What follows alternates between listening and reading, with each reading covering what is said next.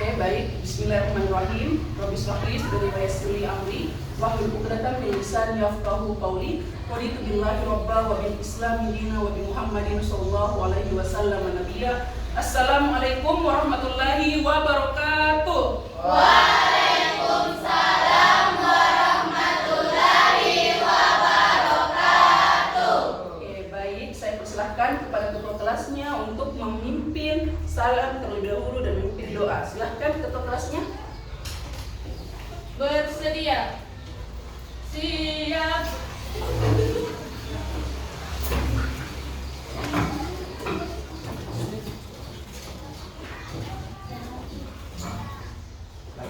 Beri salam.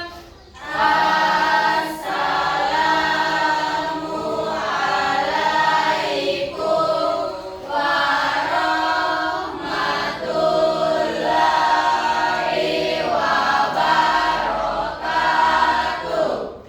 Waalaikumsalam warahmatullahi wabarakatuh. Selesai. Ya, alhamdulillah. Bagaimana kabar semua hari ini, Nak? Kalau ibu bertanya, bagaimana kabar semua? Alhamdulillah, luar biasa. Bisa? Bisa. Satu lagi, satu kali lagi. Bagaimana kabar semua, Nak? Alhamdulillah luar biasa. Oke. Selamat pagi. Pagi luar biasa, tetap semangat. Iya. Oke. SMA Negeri 10 Maros. Cerdas, berkarakter, maju bersama, hebat semua. Ulang satu kali. SMA Negeri 10 Maros. Cerdas, berkarakter, maju bersama, hebat semua. Oke, bagus. Tepuk tangan dulu untuk kita semua. Jadi itu tadi untuk membuat kita semangat di awal pembelajaran. Jadi walaupun sudah jam berapa ini? Sudah jam 10. Kita harus tetap semangat. Jangan boleh loyo-loyo biar sore ini tetap harus bisa semangat. Oke? Itu. Oke, selanjutnya siapa yang tidak hadir, Nak? Siapa yang tidak hadir hari ini? Siapa yang tidak hadir hari ini? Ada yang sakit, ada yang tidak ada keterangannya. Nah, 3 orang Bu tidak hadir nanti ini. Oke, atas nama Tiari. Siapa yang tidak ada keterangannya tadi? Oke, Fadillah. Selamat. Oke. Semoga teman kita yang sakit bisa segera sembuh agar bisa melaksanakan pembelajaran berikutnya. Amin ya Rabbal alamin. Yang tanpa keterangan pun demikian. Semoga bisa dimudahkan untuk datang ke sekolah. Oke, baik. Sebelumnya hari ini kita akan belajar tentang perkembangan kolonisme dan imperialisme Eropa, khususnya latar belakang masuknya bangsa Eropa ke Indonesia. Tapi sebelum kita masuk ke materi, kita akan menyanyikan lagu Indonesia Raya terlebih dahulu untuk menumbuhkan jiwa nasionalisme kita. Oke? Oke. Saya siapa ya yang biasa pimpin lagu? Shiren? Oke, silahkan Shiren. Jadi dirjen dulu, Nak. Oke, kita menyanyikan lagu Indonesia Raya. Semuanya diharapkan berdiri dan kepalkan tangan simpan di dada masing-masing. Oke, bisa? Oke.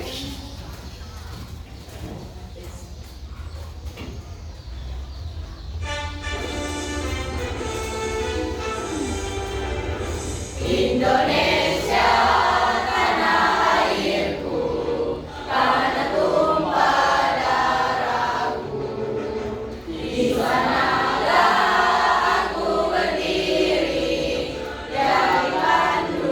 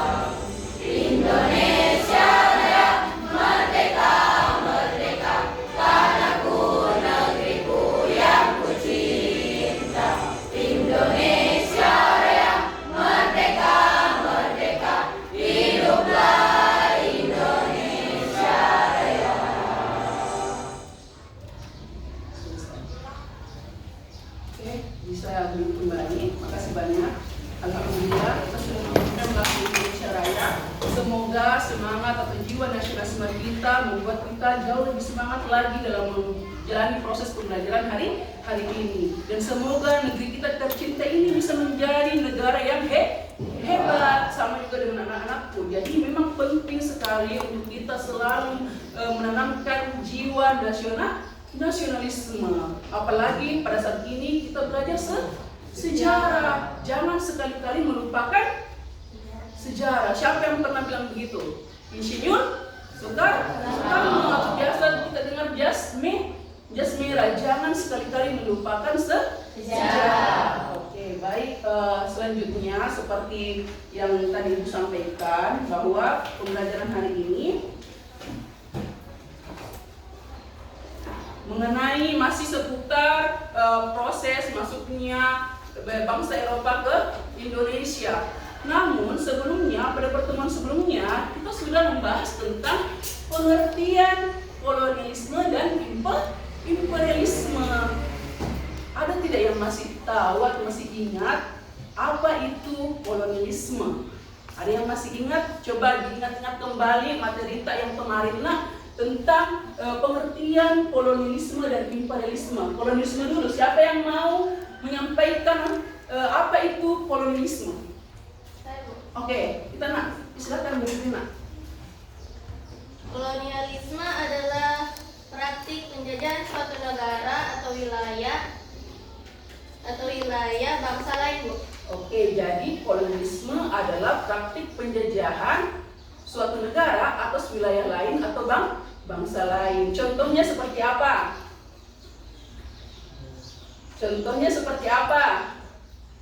Contohnya seperti Belanda yang menjajah Indonesia.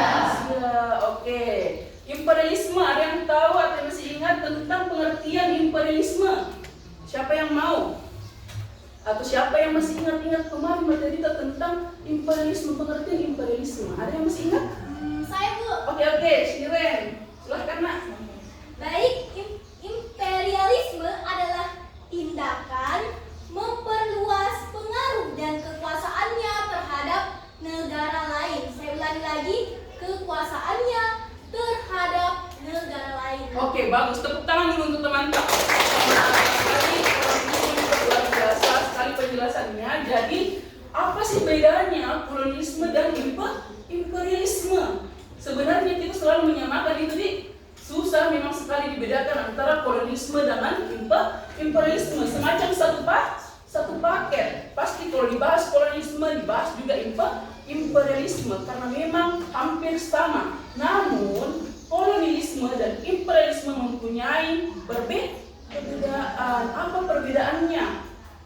Cara praktiknya, caranya. Kalau tujuannya sama-sama ingin mengeksploitasi sumber daya alam dan manusia di wilayah tersebut, di wilayah yang dia tani, seperti Belanda yang menjajah Indonesia. Sedangkan imperialisme itu lebih daripada mengambil mengeksploitasi sumber daya alamnya, tapi menyebarkan pengaruh ideologinya juga. Kalau imperialisme, kalau koloni saja dia hanya menduduki wilayah tersebut lalu mengambil keuntungan dari negara tersebut seperti sumber daya alamnya, sumber daya manusianya. Sedangkan imperialisme, dengar baik-baik, imperialisme kita harus paham dulu ini sebelum kita lanjut ke materi. Sedangkan imperialisme itu dia semacam ideologi yang betul-betul ingin memperluas pengaruhnya.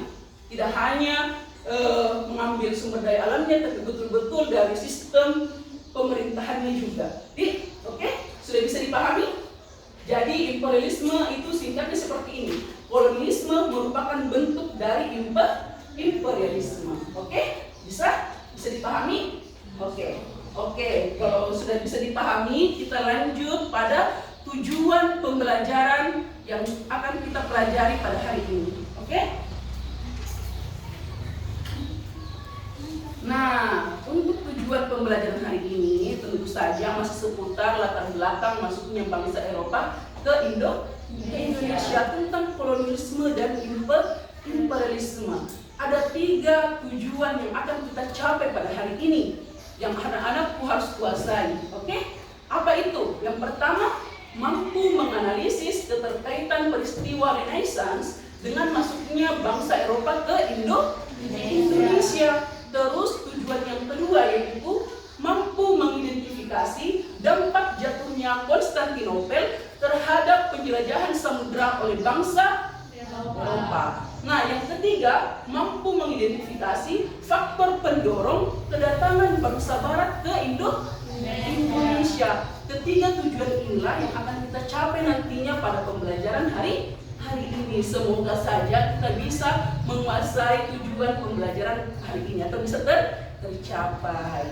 Oke, baik sekali. Jadi inilah yang sangat penting untuk kita pahami bersama, bahwa memang tujuan pembelajaran kali ini itu sangat penting untuk kita pahami, karena tidak bisa kita lanjut ke materi selanjutnya nanti kalau tujuan ini tidak tuntas. Jadi nanti akan ada yang akan Ibu tampilkan berupa video pembelajaran tentang materi hari ini. Oke, selanjutnya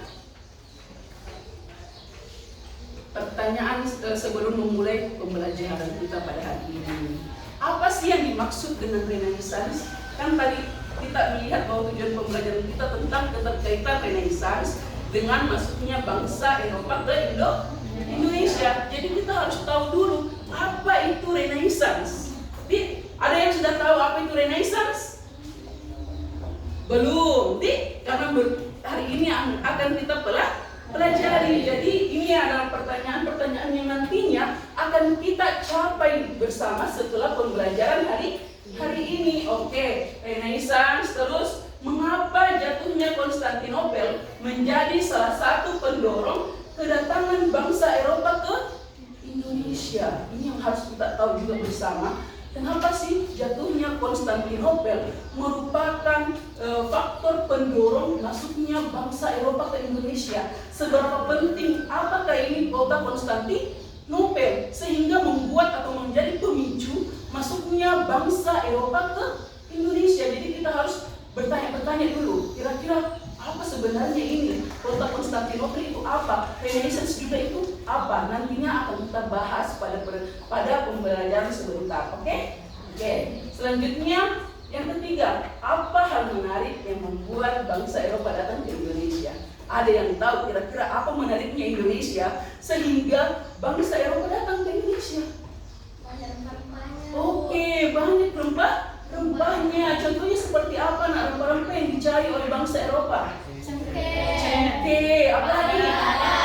Lada. Apa lagi? Lada. Apa lagi? Ketumbar. Apa lagi yang biasa ada di rumah kita? Kunyit. Apa lagi? Kayu manis. Oke, semanis siapa? Saya. Oke. Jadi Allah itu semanis dan bedeng.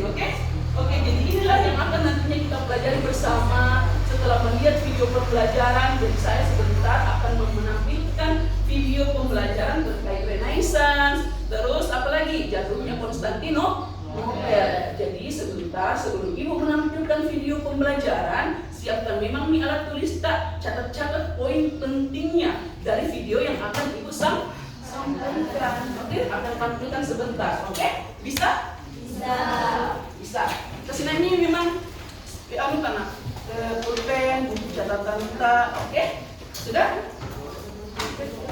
Oke, siap-siap nonton video pembelajaran kali ini.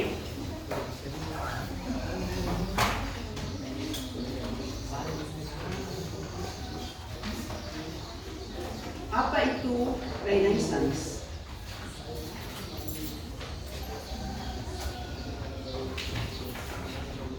Oke, silahkan disimak baik-baik video pembelajaran yang akan Ibu tampilkan.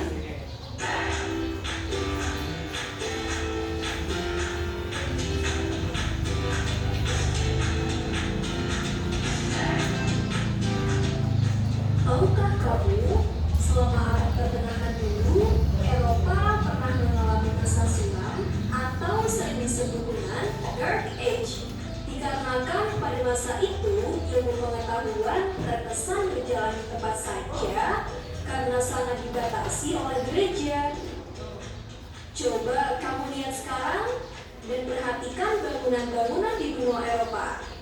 Bangunan itu tampak megah dan indah, bukan? Bangunan-bangunan dengan arsitektur arsitektur seperti ini mulai muncul di Eropa ketika era Renaissance. Setelah masa Dark Age, muncul Renaissance. Apa itu Renaissance? Renaissance berasal dari bahasa Latin renaire. Re berarti kembali dan naire berarti lahir. Secara lengkapnya, kata Renaissance diartikan sebagai masa peralihan antara abad pertengahan ke abad modern. Gerakan Renaissance terjadi di abad ke-14 hingga 17 yang muncul pertama kali di pusat kekuasaan gereja Italia, kemudian menyebar secara luas di daratan Eropa. Singkatnya, Renaissance itu berarti terlahir kembali. Yang dimaksud sebagai kelahiran kembali adalah kembalinya pengaruh seni dan budaya Yunani dan Romawi kuno dan menenggelamkan pengaruh gereja dalam kehidupan sosial masyarakat. Oh iya, pernah tidak kamu bertanya, kenapa sih kerajaan seperti Inggris, Prancis, dan Spanyol dulu pergi menjelajah dan mendirikan koloni baru? Jika kamu menjawab dengan jawaban petualangan dan tantangan, maka kamu benar.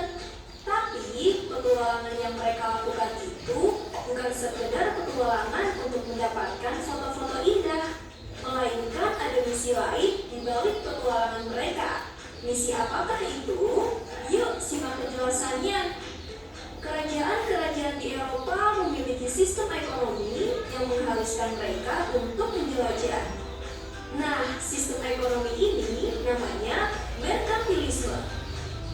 Merkantilisme lahir di Inggris dan Prancis karena semangat Renaissance, yakni kepercayaan akan kemampuan manusia, hasrat intelektual, serta penghargaan atas disiplin intelektual.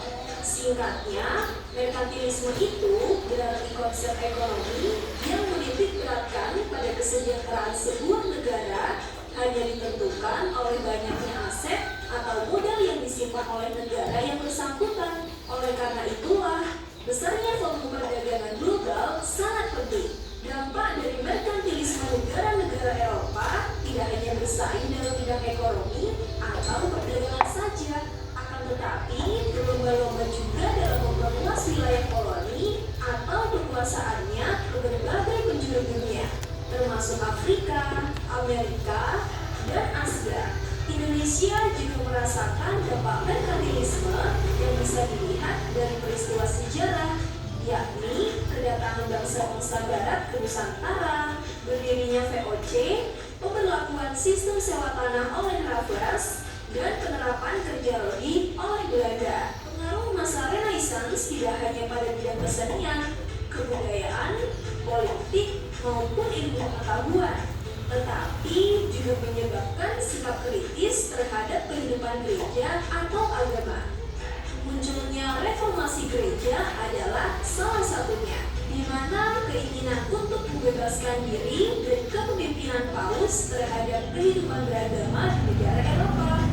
Pelopor reformasi gereja adalah Martin Luther, seorang pastor dan guru besar Universitas Wittenberg di Jerman yang sebelumnya seorang biarawan yang taat melihat adanya praktik jual beli indulgensi atau pengakuan dosa, di mana pengakuan dosa bukanlah hal yang diperjualbelikan. Itulah pemicu lahirnya ajaran baru hasil dari reformasi gereja. Tidak hanya itu, reformasi gereja juga memberikan dampak besar bagi kehidupan masyarakat Eropa, di antaranya menguatnya fungsi negara, reformasi, demokrasi, dan kebebasan beragama. Nah, itu tadi pembahasan mengenai Renaissance, merkantilisme, dan reformasi gereja di Eropa. Semoga bermanfaat ya. Sampai jumpa.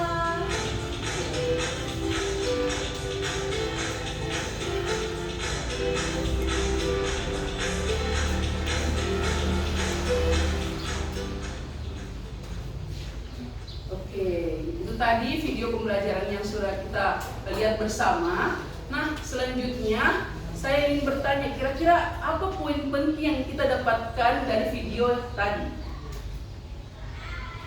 Selain Renaissance, apalagi? Ada tadi sistem ekonomi merkantilisme. Protestantisme, apalagi reformasi gereja. Nah, itulah yang menjadi salah satu faktor yang membuat bangsa Eropa berani menjelajahi samudra hingga sampai ke Indonesia. Ini Renaissance, sebuah peristiwa yang muncul. Jadi Ibu akan menjelaskan kembali tentang apa itu Renaissance. Ada yang masih ingat tadi apa itu Renaissance? Terdiri dari dua kata yang berasal dari bahasa Latin, yaitu yang pertama re. Apa artinya, Rina? Kembali. Colonetre artinya lahir. Apa yang terlahir kembali? Jadi Renaissance adalah lahirnya kembali ilmu pengetahuan. Jadi muncul kembali, karena sebelum Renaissance di Eropa itu ada namanya abad pertengahan atau biasa disebut dengan the Dark Age. Apa itu the Dark Age? Zaman kegelapan. Kenapa disebut sebagai zaman kegelapan? Karena ilmu pengetahuan pada saat itu di Eropa tidak berkembang, tidak seperti di negara-negara timur. Seperti kalau misalnya kita lihat, jadi jangan berpikir bahwa Eropa dulu itu maju terus dari awal. Tidak seperti itu. Eropa pernah juga mengalami zaman kegelapan sebelum lahirnya ilmu pengetahuan seperti sekarang. Kita lihat Eropa itu sekarang majunya bukan main. Tapi ternyata dia sempat berada di titik yang terendah. Dia sempat berada di zaman kegelapan, ilmu pengetahuan tidak berkembang sama sekali, bahkan teknologi juga. Karena apa? Ada yang namanya zaman kegelapan, masih terkungkung atau masih tertutup oleh peraturan-peraturan gereja pada saat itu. Jadi kelahiran kembali peradaban barat sehingga ilmu pengetahuan semakin baik dan menambah keberanian bangsa Eropa melakukan penjelajahan ke samudra hingga sampai ke Indonesia. Jadi Renaissance ini merupakan salah satu faktor pendorong masuknya bangsa Eropa ke Indonesia, karena muncullah ilmu pengetahuan, sudah muncul kompas, apalagi pembuatan kapal. Dulu di zaman kegelapan, orang-orang Eropa itu menganggap bumi itu datar seperti ini. Jadi orang-orang Eropa menganggap bahwa bumi itu datar seperti ini. Kalau misalnya kita ke sini jatuh, dia tidak menganggap bumi itu bulat. Jadi orang-orang Eropa pada saat itu takut melakukan penjelajahan samudra, karena bilang kalau sampai di ujung jatuh. Padahal tidak seperti itu konsepnya. Jadi jangan menganut, karena di sini tidak ada yang menganut bumi itu datar, semua mengakui bahwa bumi itu bulat. Alhamdulillah. Jadi orang-orang Eropa pada zaman kegelapan itu mengakui bahwa bumi itu datar, padahal tidak seperti itu. Muncullah Renaissance mengubah semua pemikiran itu bahwa ternyata bumi itu bentuknya bulat. Oke. Selanjutnya, dampak jatuhnya Konstantinopel. Sebelum Ibu menjelaskan tentang dampak jatuhnya Konstantinopel, Ibu lagi punya video tentang bagaimana jatuhnya Konstantinopel. Kita simak baik-baik video kali ini.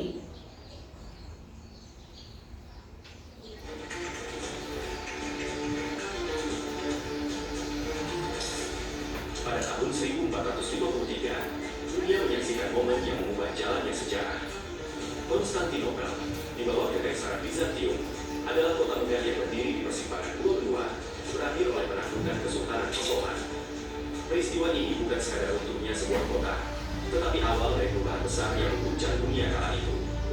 Penaklukan Konstantinopel memutus jalur perdagangan Eropa yang selama berabad-abad menghubungkan timur dan barat.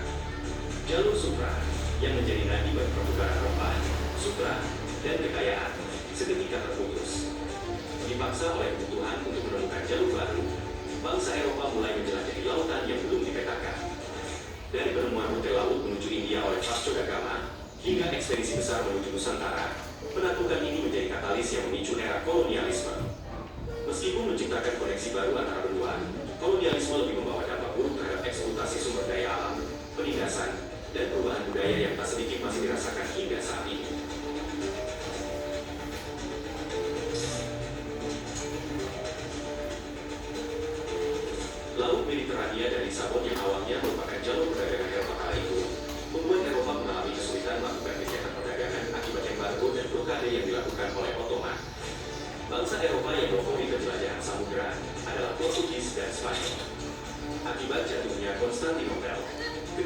tersebut menghadapi kesulitan ekonomi paling parah. Portugis dan Spanyol adalah dua negara yang menjadi pelopor bangsa Eropa dalam menjelajahi samudera untuk mencari jalan menuju Asia, seperti Inggris, Prancis, dan Belanda. Selain berkaitan dengan perdagangan dan kolonialisme, dampak jatuhnya Konstantinopel mengakibatkan jalan ekspansi dan penyebaran agama Islam di Eropa juga terbuka lebar. Berdasarkan buku The Great History of Muhammad Al-Fatih, setelah jatuhnya Konstantinopel, Sultan Muhammad Al-Fatih melakukan pengawasan ketat pada umat Kristen. Adapun Ottoman terus membuat strategi untuk memperkuat wilayahnya. Beberapa negara Kristen yang berdekatan pun tidak punya pilihan lain selain tunduk. Ottoman dianggap sebagai ancaman bagi kekristenan dan Eropa. Jatuhnya Konstantinopel meninggalkan dampak psikologis yang menimbulkan rasa takut di Eropa akan ekspansi Islam, serta kekhawatiran kota-kota Kristen lainnya akan bernasib sama. Oleh sejarawan, jatuhnya Konstantinopel juga disebut sebagai awal yang menandai akhir abad pertengahan dan menuju abad modern atau era Renaissance di Eropa. Sebelum jatuhnya Konstantinopel, Eropa berada dalam era yang dikenal sebagai abad pertengahan, sebuah periode yang diwarnai oleh kekuasaan feodal, perang salib, dan dominasi gereja. Sampai saat ini, kisah kejatuhan Konstantinopel banyak ditulis menggunakan sumber-sumber barat, terutama dari saksi mata orang-orang Yunani dan Italia yang melarikan diri dari Konstantinopel setelah kota itu ditaklukkan. Uniknya, sumber sezaman dari pihak Utsmani terbilang sedikit dan baru ditulis di masa-masa setelahnya. Hingga kini, kisah jatuhnya Konstantinopel menjadi salah satu kisah penaklukan paling fenomenal dalam sejarah. Jatuhnya Konstantinopel tidak hanya mengakhiri abad pertengahan, tetapi juga membuka jalan bagi dunia baru yang lebih kompleks dan saling terkait, di mana kekuasaan dan ideologi saling beradu untuk mendefinisikan masa depan.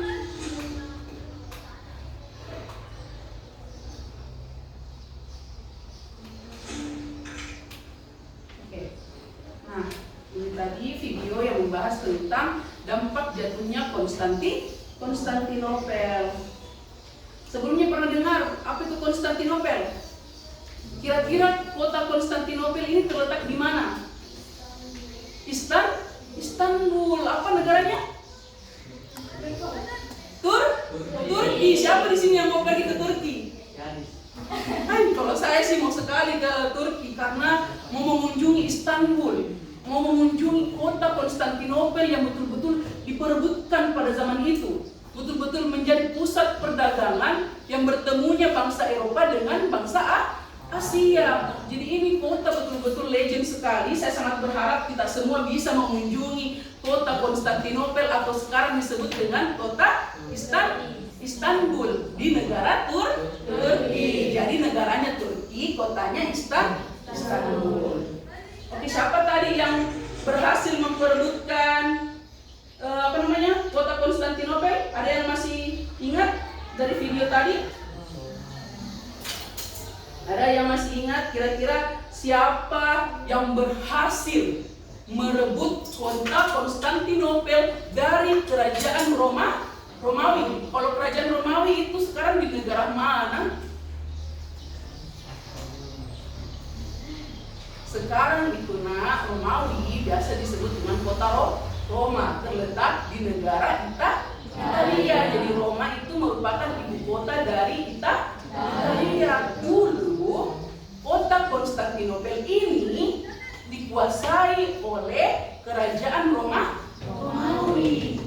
Tapi Kesultanan Utsmani bisa berhasil merebut kota Konstantinopel ini. Butuh perjuangan, tidak langsung bisa direbut ini kota Konstantinopel dari kerajaan Romawi. Tapi banyak sekali raja-raja dari berbagai kesultanan itu berlomba-lomba untuk merebut kota Konstantinopel. Karena apa? Karena Rasulullah SAW pernah bersabda, sebaik-baik pemimpin ialah pemimpin yang berhasil menaklukkan kota Konstantinopel. Nah, jadi siapalah ini pemimpin yang betul-betul berhasil merebut kota Konstantinopel? Ini harus kita tahu dan kita akan teladani bagaimana jiwa kepemimpinannya. Ialah Sultan Muhammad Al-Fatih. Sultan Muhammad Al-Fatih atau biasa dikenal dengan Sultan Mehmed II. Jadi Sultan Muhammad Al-Fatih inilah yang menjadi pemimpin yang sebaik-baik pemimpin. Kata Rasulullah bahwa yang berhasil merebut kota Konstantinopel ialah sebaik-baik pemimpin. Betul-betul amalannya luar biasa. Inilah yang akan kita teladani bagaimana sebenarnya kesehariannya itu Sultan Muhammad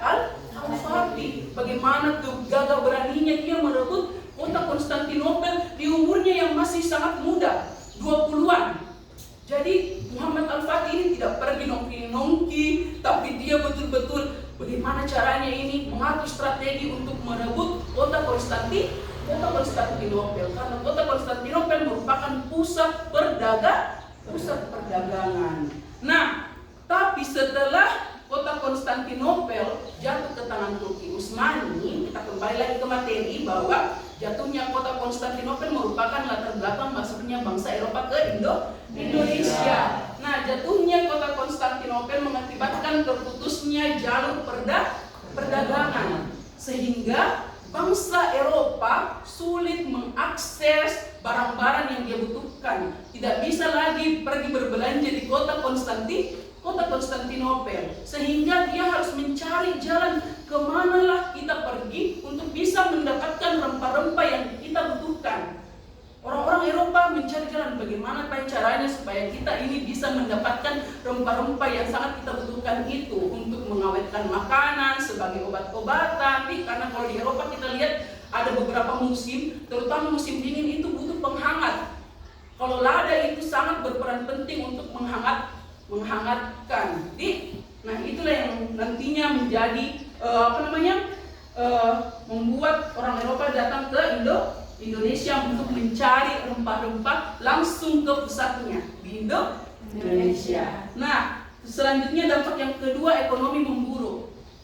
Jadi bangsa Eropa, khususnya Portugis dan Spanyol, betul-betul merasakan bahwa jatuhnya Konstantinopel ini memperburuk keadaan ekonomi, membuat harga rempah-rempah semakin tinggi. Jadi dia berpikir, orang-orang Eropa berpikir, kalau misalnya kita bisa mendapatkan rempah-rempah secara langsung, otomatis kondisi ekonomi kita akan semakin baik, karena kita bisa menjual rempah-rempah tersebut di Eropa atau di negaranya sendiri, khususnya di Portugis dan Spanyol. Selanjutnya, yang ketiga, muncul semangat 3G. Apa itu semangat 3G?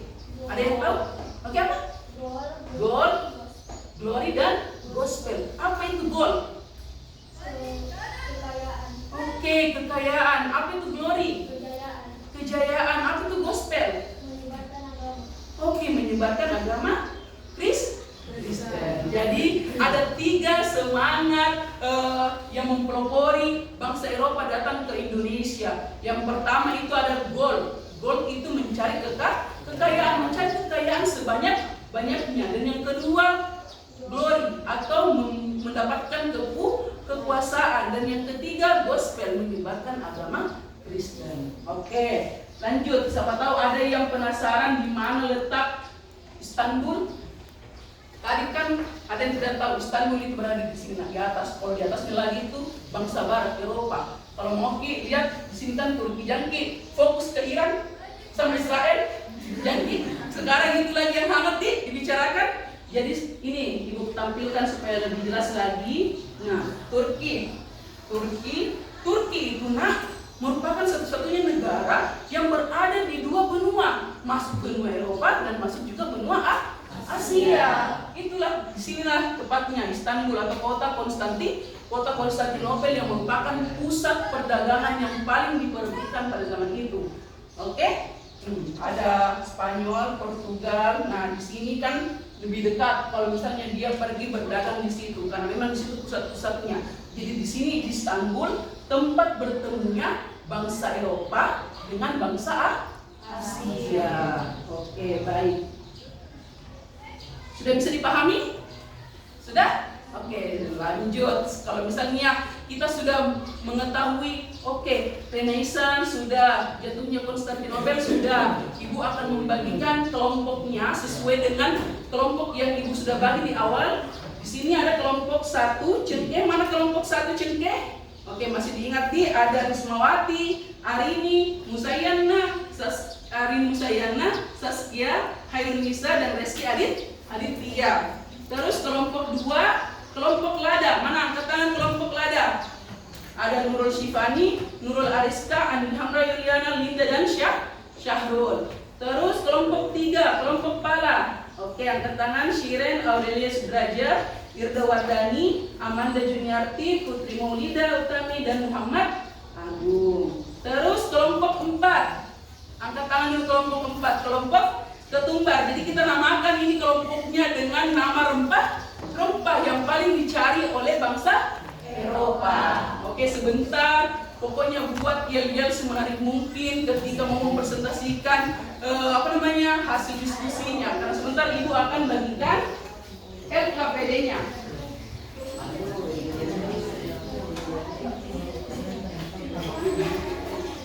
Oke.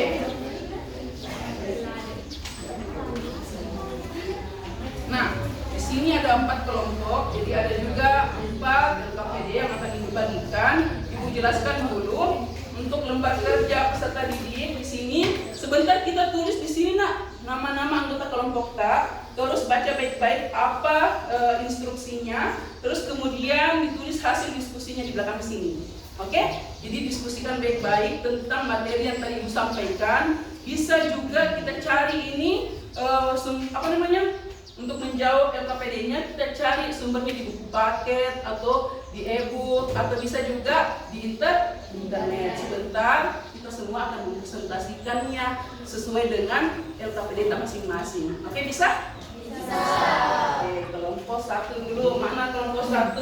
Kelompok cengkeh. Ingat baik-baik nama kelompoknya cengkeh.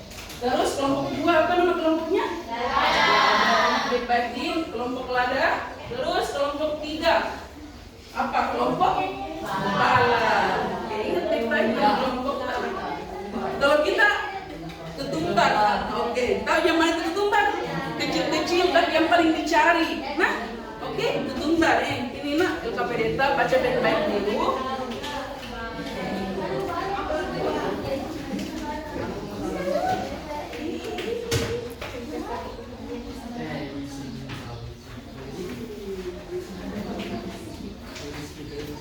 Baik. Oke, sebelum mengerjakan LKPD-nya, berdiri dulu semua supaya pemanasan sedikit sebelum mengerjakan LKPD.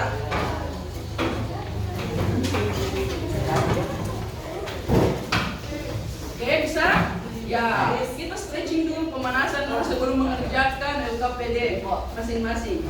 Oke, sudah siap? Siap. Lakukan stretching arah zam.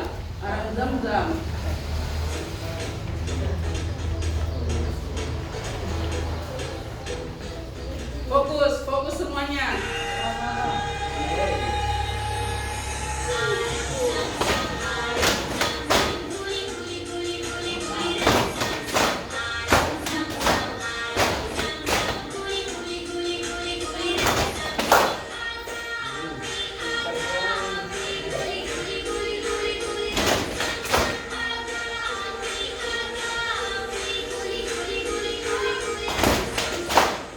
Oke, semakin cepat. Fokus.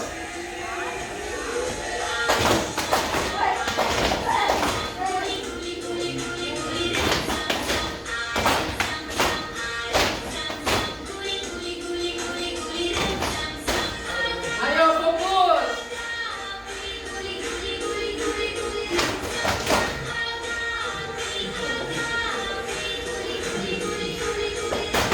Oke, lanjut. Fokus lagi, lebih kencang. Fokus.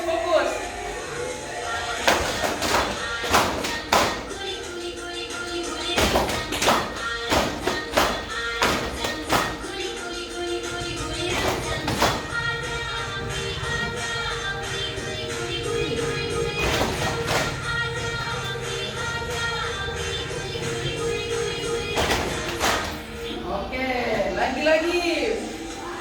Lebih kencang lagi. Fokus.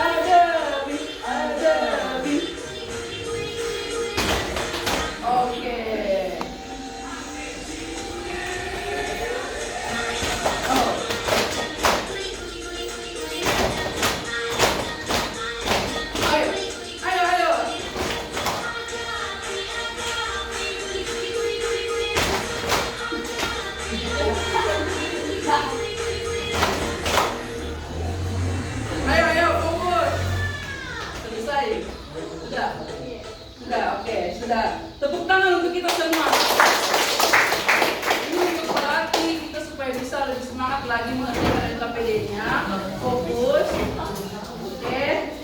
Oke, sudah bisa dilanjut diskusi kelompoknya. Ingat baik-baik di sini kelompok cengkeh. Mana kelompok cengkeh? Ya kita akan membahas tentang keterkaitan Renaissance dengan kedatangan bangsa Eropa ke Indonesia. Kalau kelompok lada, mana kelompok lada? Lihat, perhatikan baik-baik dampak jatuhnya Konstantinopel bagi Eropa itu yang akan kita diskusikan bersama dengan teman kelompok kita.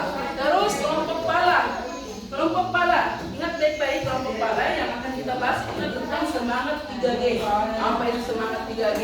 Jelaskan apa keterkaitan semangat 3G dengan datangnya bangsa Eropa ke Indonesia. Nah, selanjutnya kelompok ketumbar.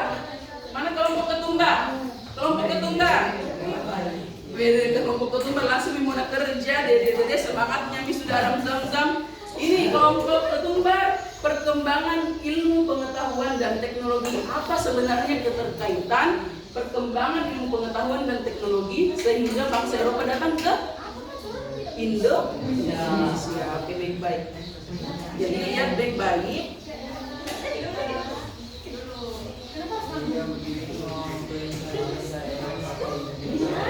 Iya, tulis jadi tulis dulu nama kelompoknya di LKPD yang sudah ibu bagikan. Kalau ada yang tidak dimengerti dari LKPD-nya bisa langsung ditanyakan di. Ya, tulis dulu nama kelompoknya. Nah, bisa cari di buku cetaknya juga. Ini semua kayak kemarin din. Tidak sih, perwakilan saja dibaca. Jadi tulis di baik, cari yang mana kelompoknya sebentar, dipresentasikan di kelompok. Ya ada tanya jawab bisa. Kalau misalnya memungkinkan kita buka 2 pertanyaan, tapi kalau tidak satu saja. Bisa jawab. Oke, kerjakan dulu baik-baik. LKPD-nya, tulis nama kelompoknya dulu. Ya, siapa ketuanya? Bisa, kalau misalnya ditambahkan dari kelompok tetap. Iya, bisa bagus sekali itu. Supaya lebih semangat lagi untuk presentasi sebentar nih. Dan tentukan memang nih apa yang dia luka. Iya, semua kayak kemarin-kemarin. Tulis nama kelompoknya. Syahrul kurang dari tulis di namanya. Syahrul jangan nangis, Syahrul tulis juga nama kelompok. Ya, sudah ditulis semua nama kelompoknya. Cari mami di sini Pak. Kemudian kita cari kakak. Sebentar kita naik presentasi juga. Menjelaskan tentang tugasnya apa kita tadi yang kita bahas. Semangat. Ketumbar sudah dipahami, kelompok ketumbar. Siapa sebentar yang mau membacakan? Jadi tentukan memang minat sebentar, cari dulu apa keterkaitan perkembangan ilmu pengetahuan dan teknologi dengan masuknya bangsa Eropa ke bisa tulis kegiatannya ini dulu, cari baru nanti presentasikan. Ini sama sebelum kita dari cari ini kondisinya saya tulis di sini saja nak. Jangan sebentar simpan ya. Naik semua. Kayak kemarin semua lagi. Nanti sebentar ada teman dari kelompok lain yang bertanya. Oke. Ini sebentar jam khawatir ada semua di sini. Oke. Oke.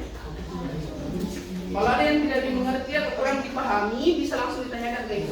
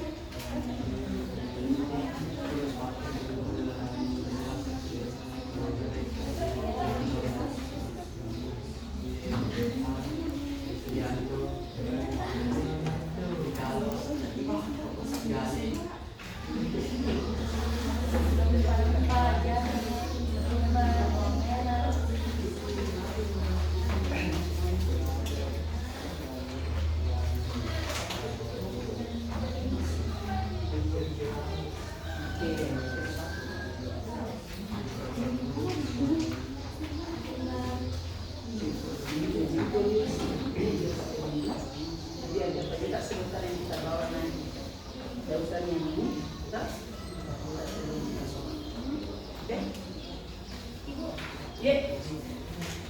Kenapa kina? Siren.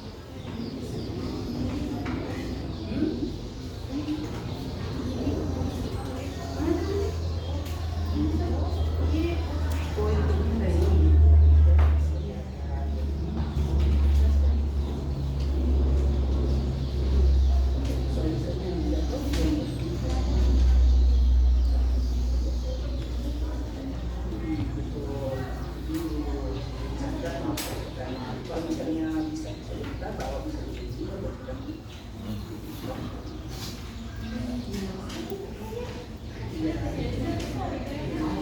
dan kalau misalnya kita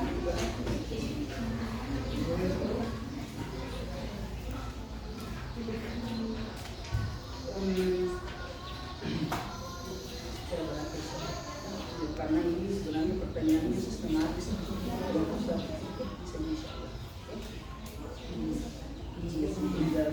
dan sebentar ya kelompok nggak ada kalah bisa Ini yang mau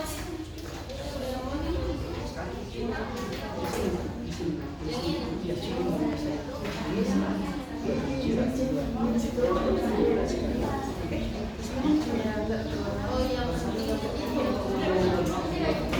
bukan di sini kita kan kelompok 4 kita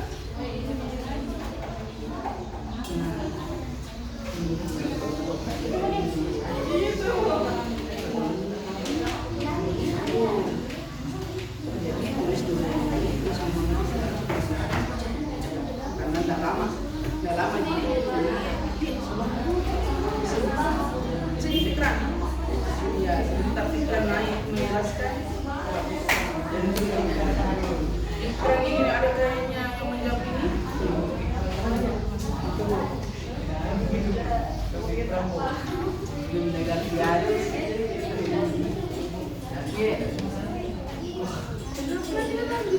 ini ya ini kita yang sekarang ini lebih baik kelompok ya kelompok 3 sebelum ada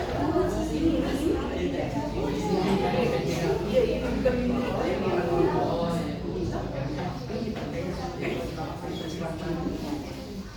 tangan sebentar kalau misalnya ada Syahrul mana Syahrul Syahrul bantu cari jawabannya awal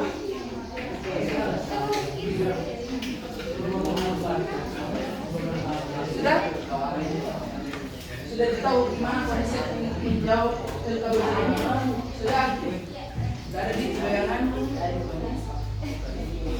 sebentar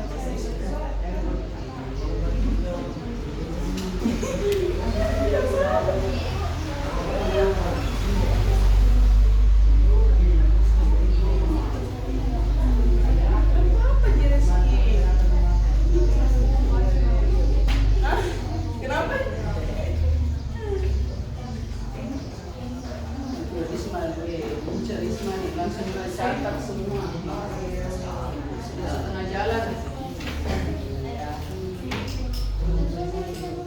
kelompok 3 sudah tulis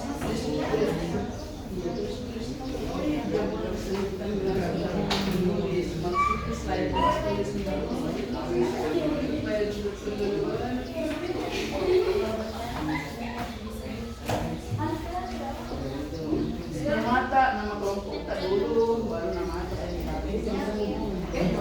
paham ya? Berarti kayak tadi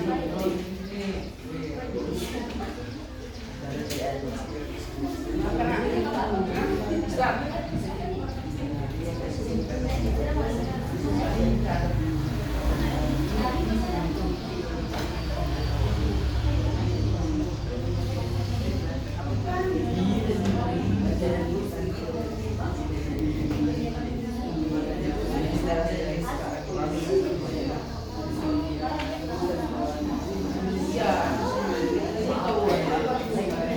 diskusi kelompok jangan ada yang dominan harus saling bekerja sama dalam menyelesaikan tugas kelompoknya.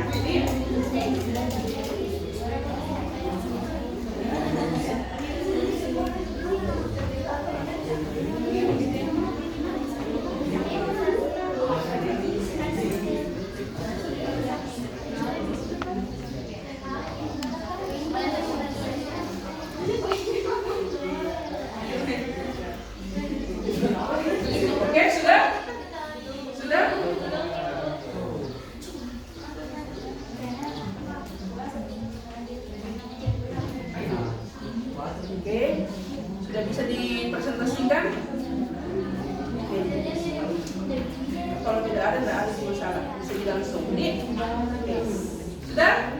Sudah? Sudah semua? Oke, kalau sudah langsung saja kelompok 1, Ibu persilahkan untuk kelompok cengkeh untuk naik mempresentasikan hasil diskusinya bersama teman kelompoknya. Silahkan nak, kelompok 1. Kelompok.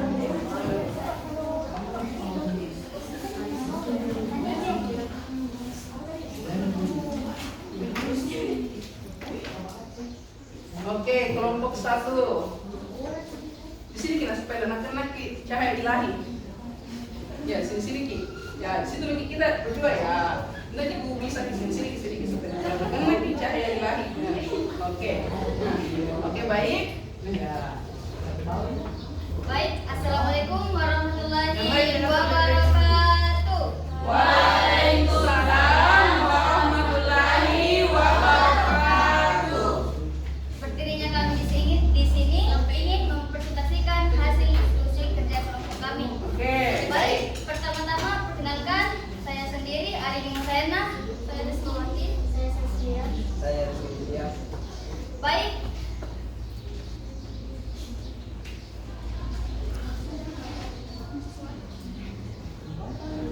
Saya akan mempersilakan teman saya.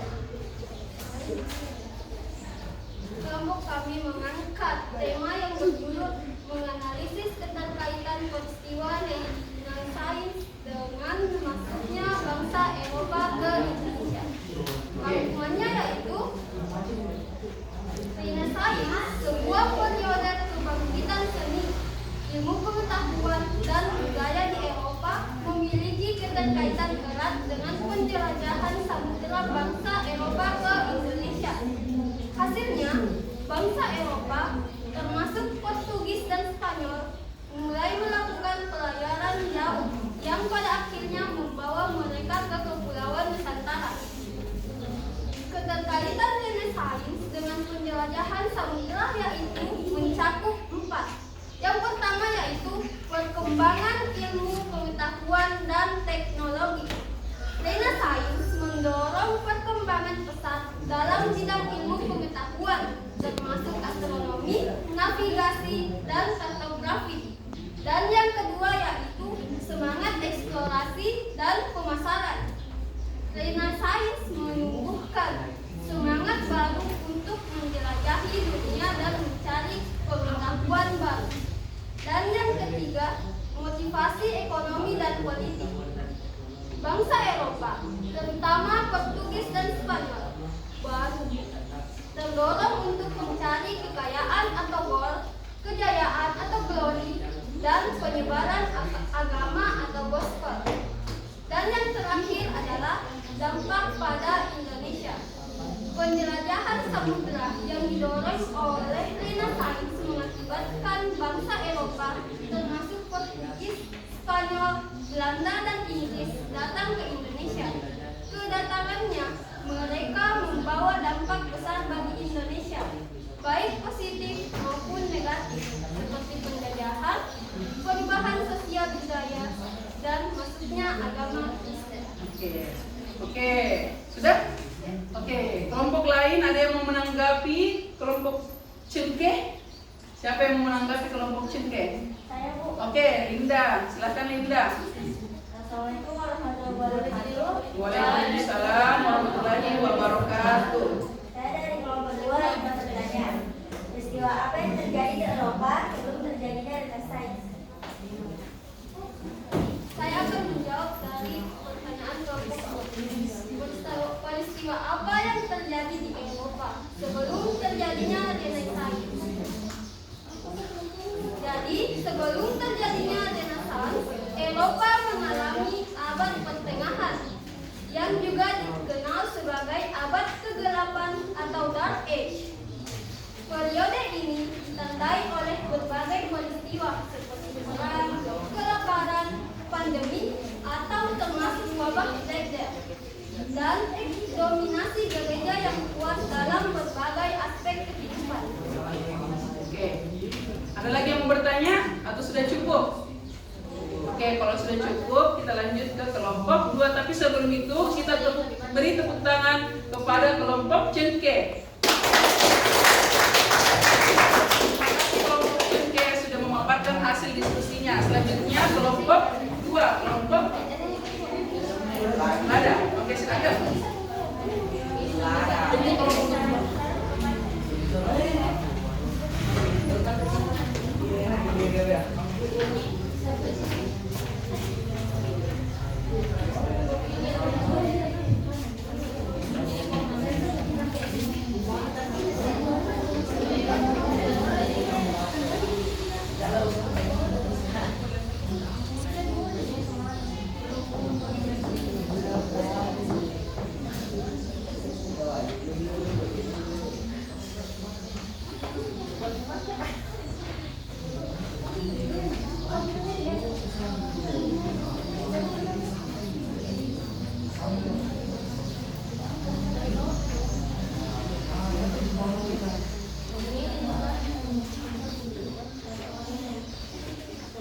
Oke, silahkan kelompok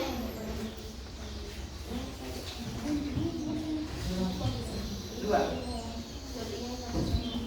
Oke, silahkan Nak. Baik, assalamualaikum warahmatullahi wabarakatuh. Waalaikumsalam warahmatullahi wabarakatuh. Perkenalkan, kami dari kelompok 2 ingin mempresentasikan hasil diskusi kami, yaitu tentang lada. Pertama-tama, kami akan memperkenalkan diri kita masing-masing. Perkenalkan, nama saya Dr. Sifani. Perkenalkan, nama saya Linda. Saya Dian Regiliana. Saya Nurul Rizka. Untuk tidak menunggu berlama-lama, saya akan mempersilahkan kepada penyaji materi. Jatuhnya Konstantinopel ketakan Turki Utsmani pada tahun 1423 menginjak penjajaran samudra karena menutupi jalan perdagangan tradisional Eropa Asia melalui Laut Tengah, memaksa bangsa Eropa dan Yang lain tenang dulu, dengarkan baik-baik temannya. kemenangan bangsa Eropa Oke. dan memutuskan Said. Berikut penjelasan dan ceritanya mengapa jatuhnya Konstantinopel menjadi faktor pendorongan bangsa Eropa melalui penjajahan samudra. 1. Penutupan jalur perdagangan yang merupakan pusat perdagangan penting jatuh ke tangan Turki Utsmani dan kemudian memblokir jalur perdagangan tradisional antara Eropa dan Asia. 2. Kebutuhan rempah-rempah. 3. Pencarian jalur baru. 4. Motivasi ekonomi dan keinginan menguasai. 5. Dampak luas. Sudah? Oke, sudah. Beri tepuk tangan dulu untuk kelompok 2. Siapa yang mau menanggapi kelompok 2? Silahkan angkat tangannya. Siapa? Kelompok 2. Oke, silahkan Nak. Kelompok 2. Perkenalkan, nama saya Budi Maulida Utami. Saya dari perwakilan kelompok 3. Oke. Coba jelaskan secara singkat mengenai kejatuhan Konstantinopel ke tangan Kesultanan Iya. Oke, sudah didengar baik-baik pertanyaan dari temannya? Sudah? Bisa ditangkap? Oke? Sudah? Oke, silahkan dijawab Nak. Oke. Baiklah, saya akan menjawab pertanyaan dari kelompok 3. Oke. Jawabannya itu adalah jatuhnya Konstantinopel ke tangan Kesultanan Turki Utsmani pada tahun 1453, menandai akhir dari Kesultanan Romawi Timur atau Bizantium dan menjadi peristiwa penting dalam sejarah dunia. Penaklukan ini dilakukan oleh Sultan Muhammad II atau biasanya dikenal dengan nama Sultan Muhammad Al-Fatih. Setelah pengampunan selama 53 hari, Konstantinopel yang merupakan pusat perdagangan dan kebudayaan menjadi ibu kota baru. Kesultanan Utsmani dan berganti nama menjadi Istanbul. Oke. Bagaimana kelompok 3? Oke, puas dengan jawabannya. Tepuk tangan dulu. Ada lagi yang mau menanggapi? Atau sudah cukup? Satu bisa jadi pertanyaan untuk kelompok 2? Oke. Sudah. Oke, katanya ada yel-yelnya kelompok 2 atau kelompok lada. Oke, kelompok lada silahkan yel-yelnya. Ubur-ubur ikan lele. Cakep. Kelompok 2 lele. Oke. Makasih banyak, Nak. Oke, makasih sudah mempresentasikan hasil temuannya. Oke, selanjutnya kita panggil kelompok pala. Oke, tepuk tangan untuk kelompok pala. Dengarkan baik-baik. Jadi ketika teman yang mempresentasikan, yang lain harus fokus dulu menyimak. Oke? Kelompok ketumbar. Siap-siap kelompok ketumbar. Oke? Oh, berdua dikit. Oke, di sini dikit supaya tidak kena cahaya ilahi. Sini ya. Ya. Bisa diperhatikan temannya baik-baik. Oke, silakan, Nak. Baik, bismillahirrahmanirrahim. Assalamualaikum warahmatullahi wabarakatuh. Waalaikumsalam warahmatullahi wabarakatuh. Ulangi, kurang semangat Ki. Assalamualaikum warahmatullahi wabarakatuh. Waalaikumsalam warahmatullahi wabarakatuh. Ini minuman baru semangat 45. Bang, mantap. Semangat kita lah. Sekali, jangan terlalu serius. Iya, iya. Hai. Halo. Hai. Jangan terlalu tegang, enjoy saja. Tidak perlu serang Jiki, kayak bangsa Eropa dan serang Indonesia. Wih. Tidak bermodal nak, sesuai dengan yang kita pelajari hari ini sejarah di. Kita bermodel kimi bangsa Eropa. Materiku ini toh tentang semangat 3G. Semangat 3G apa toh? Gold kekayaan, glory kejayaan, gospel penyebaran agama. Siapa sih yang mau jadi Eropa kalau ada semangat 3G-nya? Kalau saya mau kasih semangat 2G, kekayaan sama kejayaan sih. Kalau penyebaran agama tidak juga deh. Baik, selamat pagi atau siang ibu dan teman-teman sekalian. Saya ulangi lagi, ada kata pepatah mengatakan tak kenal maka tak sayang. Sudah kenal tapi tak sayang. Oleh karena itu, perkenalkan kami dari kelompok 3, yaitu Pala yang terdiri dari 5 orang. Saya sendiri, Siren sebagai moderator, samping saya Dinda sebagai pemateri. Yang di sana ada 2 juga, Agung dan Putri. Satunya tidak hadir. Ya. Hari ini saya sebagai moderator akan memandu presentasi hari ini. Mari kita membahas topik pada kali ini. Semuanya pastikan mengikuti aturan diskusi dan menghormati pendapat orang lain. Kami sangat berharap teman-teman semua dapat menyimak pada kegiatan pada hari ini. Oleh karena itu, saya silakan untuk teman saya membacakan hasil gambaran diskusi kami. Baik, terima kasih kepada moderator yang telah mengizinkan saya untuk membahas materi. Jadi materi yang kami bawakan itu yaitu bagaimana keterkaitan semangat 3G sebagai salah satu pendorong masuknya bangsa Barat ke Indonesia.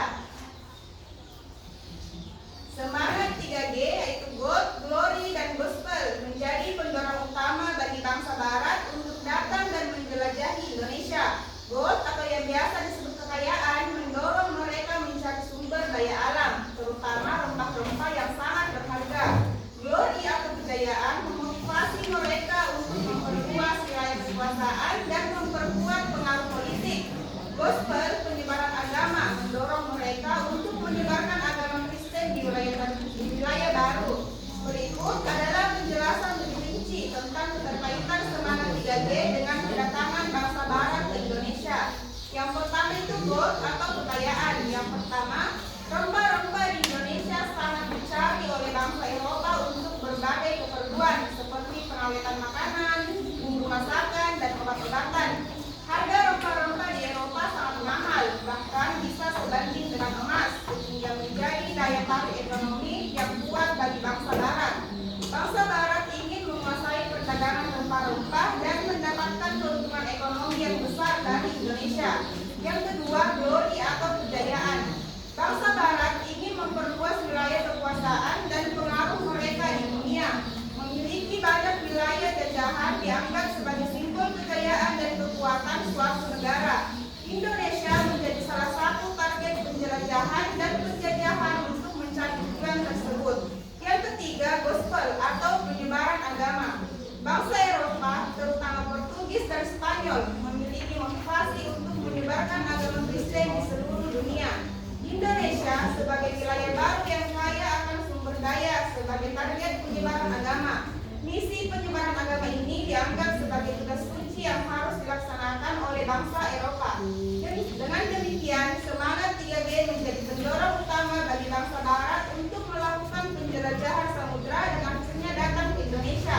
Motivasi ekonomi, politik, dan agama inilah yang mendorong mereka untuk menjajah dan menguasai wilayah Indonesia selama berabad-abad.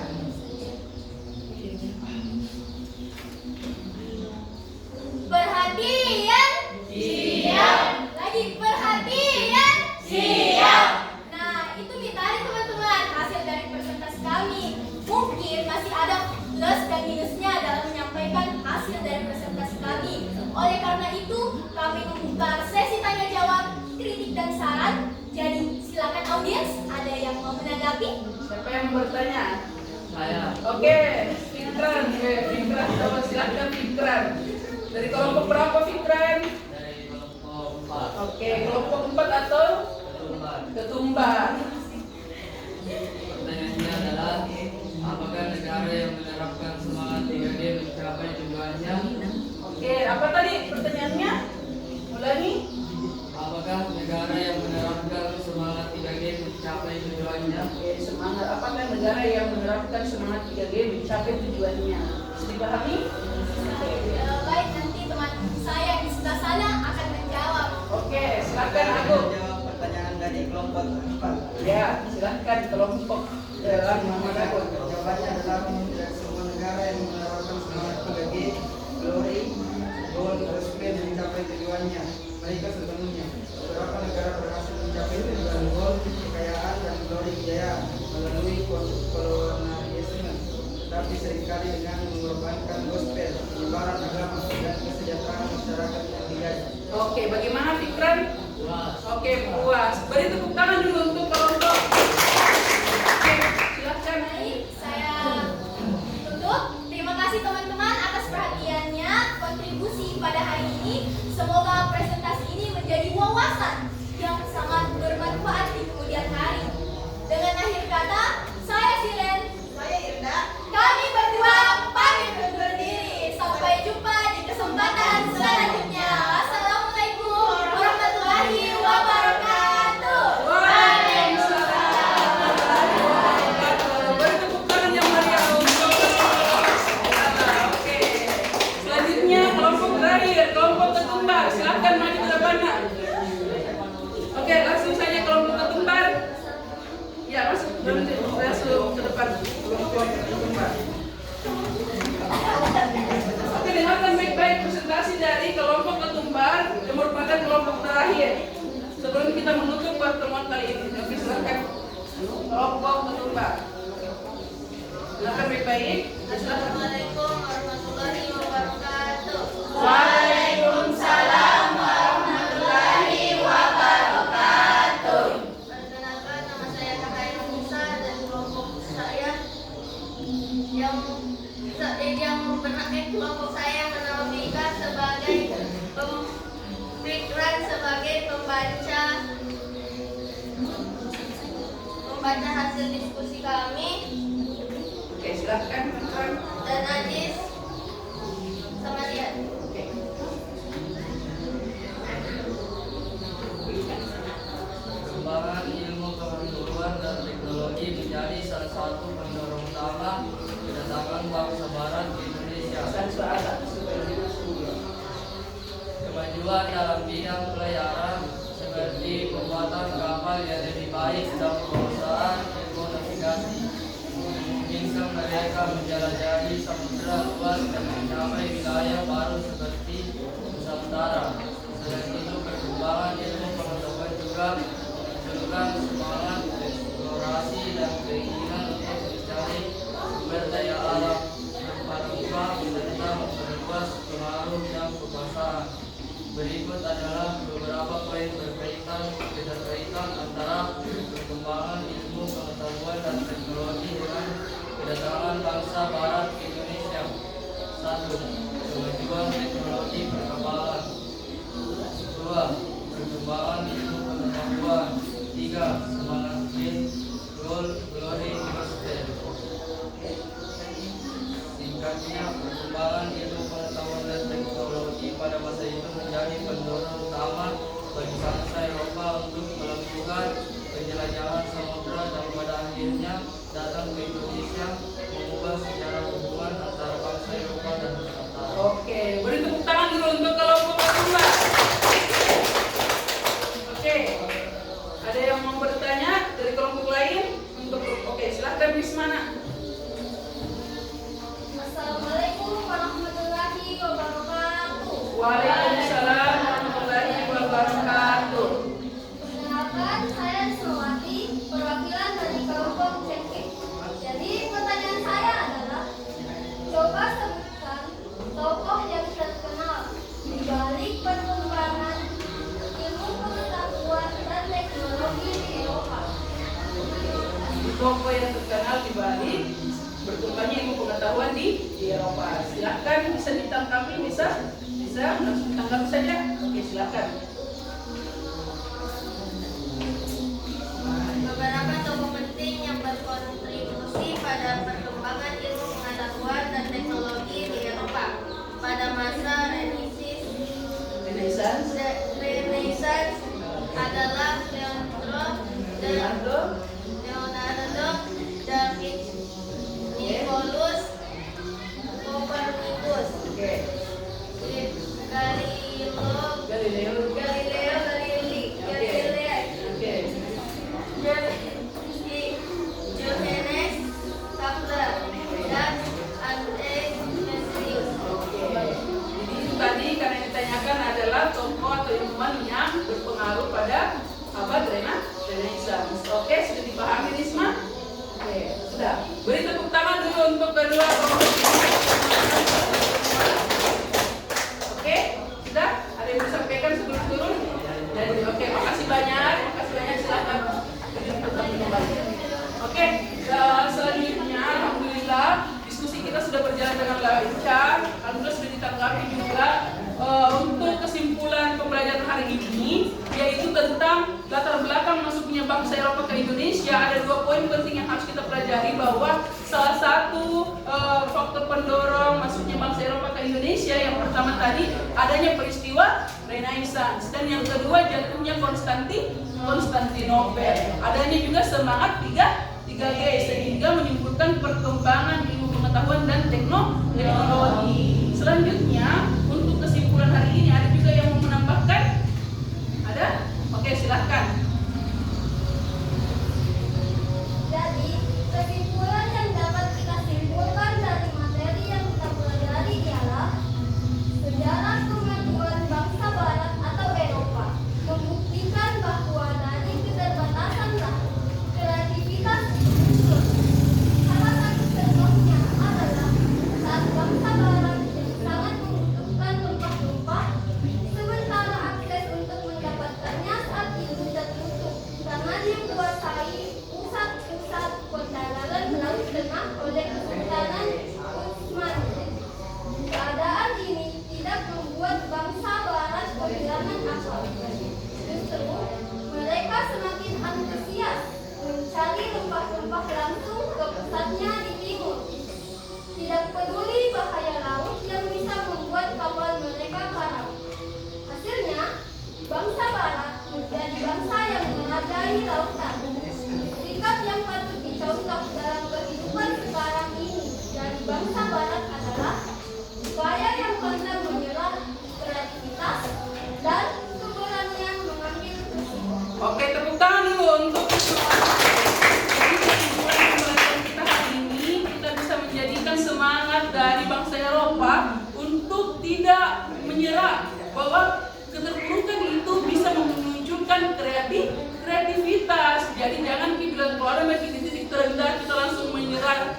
Jangan, harus kita mencari solusi supaya kita bisa menjadi generasi penerus bangsa yang hebat. Oke, selanjutnya untuk hari ini Ibu akan memberikan asesmen terkait pelajaran kita pada hari ini. Oke. Bisa dibagikan ke temannya, nak. Dijawab langsung ya. Silang saja. Oke. Ini sebagai penilaian bahwa capaian pembelajaran hari ini tercapai atau tidak. Semoga saja tercapai. Iya. Benar? Ini.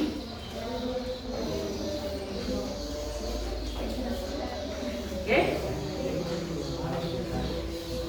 Silahkan disilang lalu dikumpulkan supaya Ibu bisa menilai ketercapaian pembelajaran hari ini. Oke.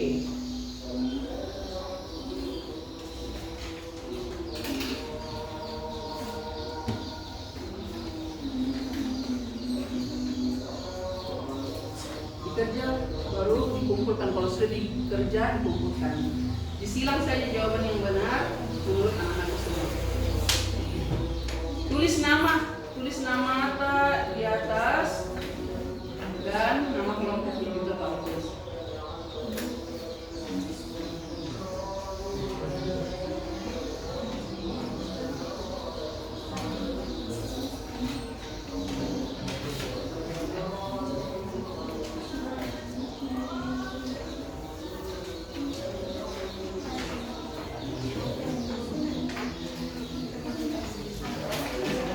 Sudah? Luar biasa, berarti alhamdulillah. Oke, makasih banyak. Oke.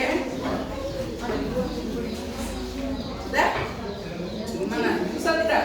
Tidak, jadi karena sudah dipelajari tadi.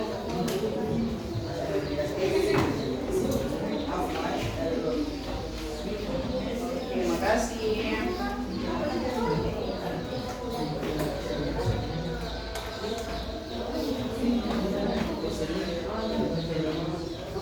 Baik,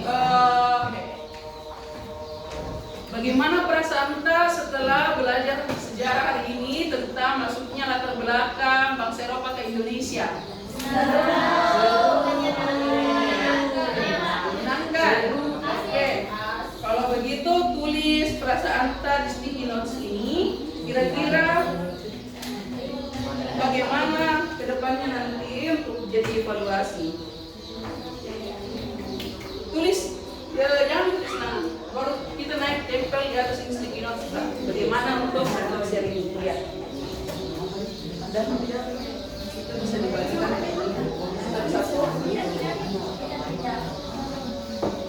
Tulis di sini untuk refleksi hari ini. Baru kita naik tempel di atas ini papan tulis. Semoga pembelajaran hari ini menggembirakan, bermakna, dan bisa menambah wawasan kita, oke?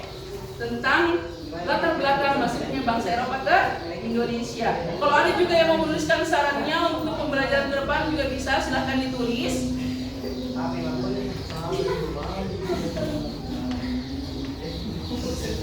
Tulis sesuai dengan perasaan hari ini, apakah pelajaran hari ini menyenangkan, menggembirakan, atau bermakna, atau masih perlu diperbaiki lagi ke depannya supaya pertemuan selanjutnya bisa jauh lebih baik lagi, oke?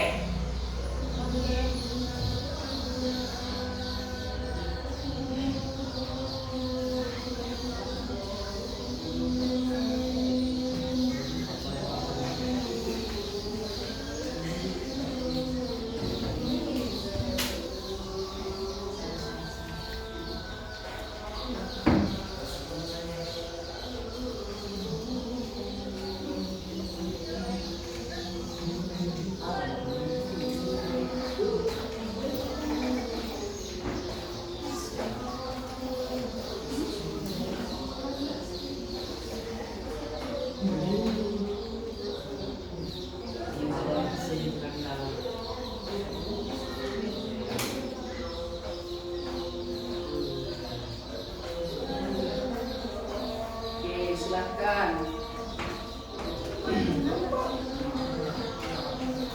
Refleksinya, saya sudah paham Bu tentang materi ini atau bagaimana Gambaran. ya, kita tulis.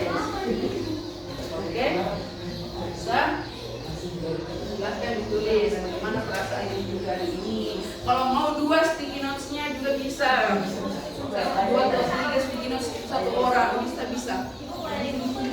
Jadi kumpul ditempel di papan tulis. Tempel bisa di sebelah sini juga bisa. Tinggi sekali dan mau dibaca. Saya sangat senang.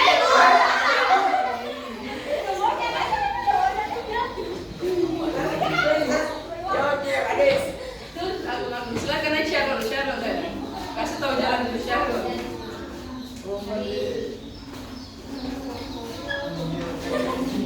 Tinggi sekali sih. Ya. Mana lagi? Sudah?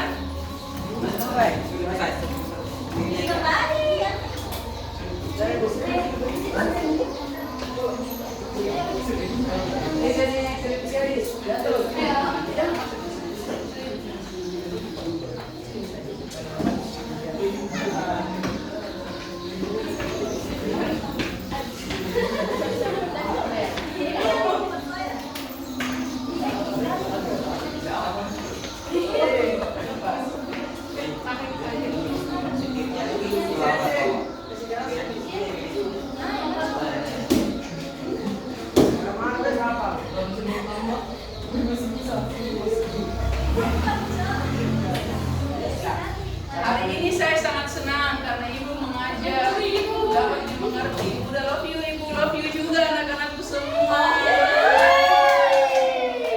Perasaan saya belajar hari ini maupun sejarah sangat seru dan bahagia dan semoga kedepannya menjadi lebih baik lagi. Makasih Ibu sudah mengajar kami. I love you Ibu Mega. I love you more anak-anakku semua. Pelajaran sejarah hari ini sangat menyenangkan dan seru. Saya sangat suka cara Ibu mengajar dengan rinci dan membuat saya tidak tahu menjadi tahu. Kira saya tidak tahu sama sekali. Thank you, I'm proud of you. Ini saya juga bangga sama kita semua anak-anakku, masya Allah. Luar biasa. Apalagi nih, ini punya saya sangat senang pada pembelajaran hari ini karena kita bisa berdiskusi bersama teman, menonton video atau kan biasa yang disebut dengan nobar. Oke, jadi nanti pertemuan selanjutnya kita nobar bareng lagi. Oke, nonton bareng lagi di. Oke, baik. Satu lagi yang mau saya bacakan. Saya sangat senang karena bisa mengetahui pelajaran yang saya tidak ketahui dan gurunya sangat jelas menjelaskan mata pelajaran. Aduh, bersama di kepala seperti merica. Kecil sekali kalau seperti merica. Oke, jadi alhamdulillah pelajaran kita hari ini cukup berkesan, menggembirakan dan semoga bisa menjadi pembelajaran yang bermakna dan menambah pengetahuan kita terkait materi hari ini, khususnya latar belakang masuknya bangsa Eropa ke Indonesia. Oke, selanjutnya Ibu menganggap pertemuan hari ini tuntas untuk terkait materi latar belakang masuknya bangsa Eropa ke Indonesia. Nah, pada pertemuan selanjutnya nantinya kita akan membahas tentang kedatangan bangsa Portugis dan Spanyol di Indonesia. Jadi pertemuan selanjutnya tugas anak-anakku semua kita baca literatur terkait kedatangan bangsa Spanyol dan Portugis di Indonesia supaya nantinya kita tidak meraba-raba lagi, sudah bisa melihat oh ternyata ini rute bangsa Spanyol dan Portugis untuk bisa sampai ke Indonesia. Jadi pertemuan selanjutnya itulah yang akan nantinya kita bahas. Oke, baik. SMA Negeri 10 Maros.